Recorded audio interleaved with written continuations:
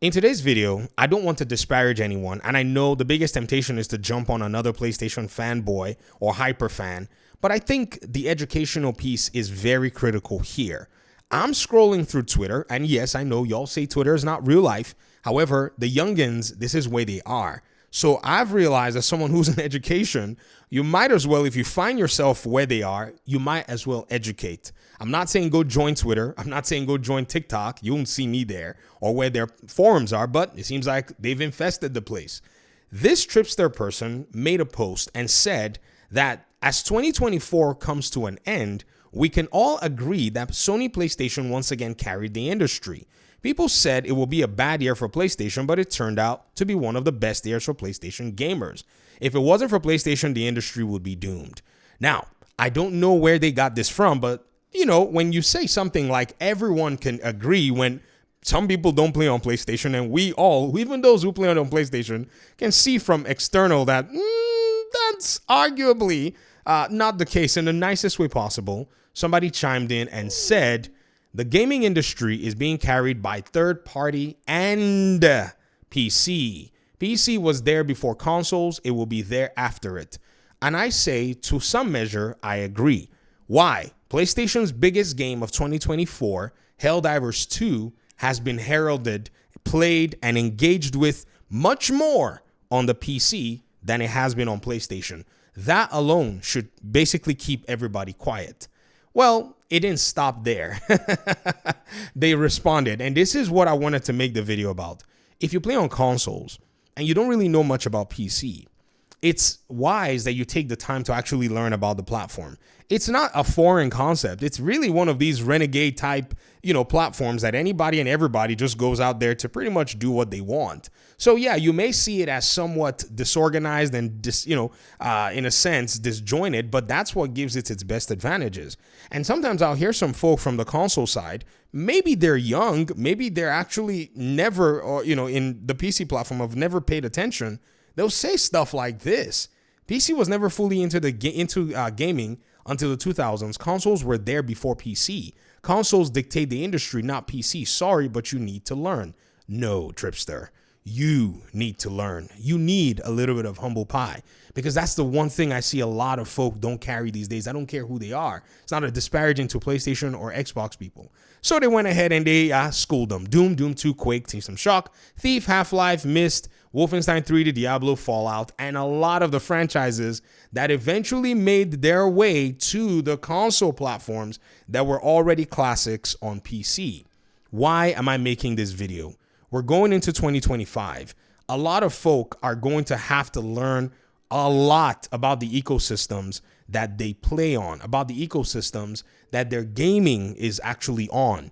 If you want to basically tout your platform of choice and be proud of it, no one is saying not to do that. No one is saying that you are not entitled to do that. No one is saying that you shouldn't.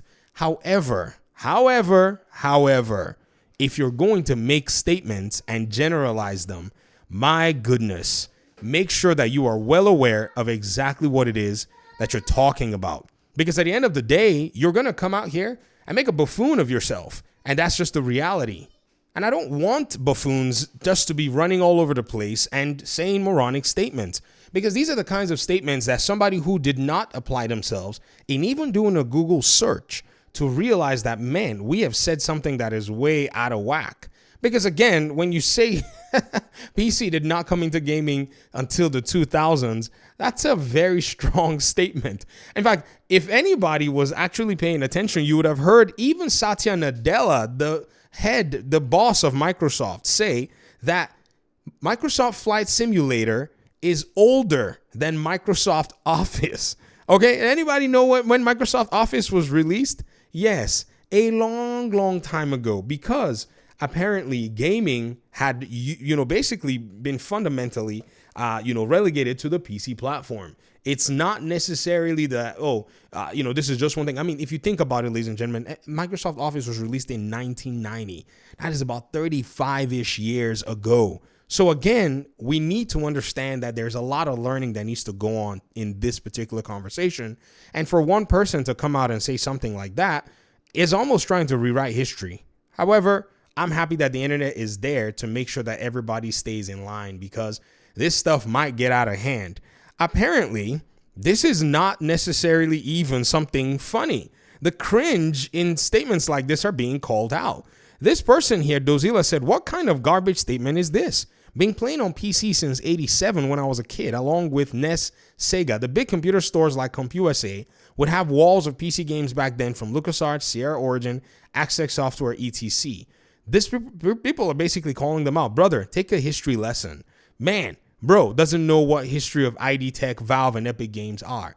Again, just so many comments out there that are trying to point this person to understanding that, hey, relax. Your so-called hype of PlayStation has been disoriented by the information age. PlayStation is just looking like everybody else. And so is Microsoft and Xbox. We are looking at both of them actually make their own strides in the industry, and PC has been pivotal in carrying them. Obviously, the daily average users of PC is something that we have access to in the data set. So this is not just throwing out stuff.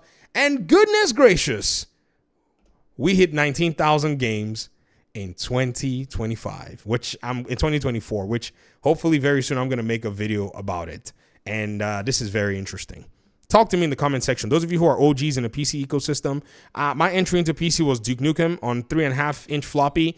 This was when the I think it was a 5.5-inch floppy was going away. It was still in use, but you know, it wasn't cool anymore because I could carry the floppy in my pocket and it was so cool. I was like, yeah, I got my floppy disk drive, guys. Yee-hoo, it could fit in my pocket. That's when I started. That's when I got into PC gaming. So again, if you're an OG, let me know in the comment section. If you even know what the truth is and you know what the data states, it'd be great to see some people actually speak into this aspect. Thanks again for watching the video. I really appreciate you guys' time and audience, and I'm going to leave you with this awesome Gotham Knights gameplay. Peace out.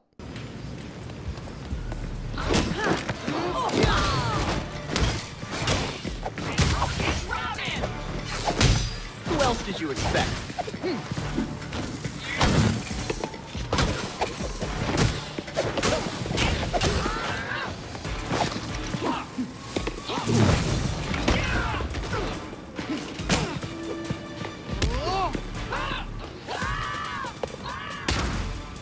I'd say that did it.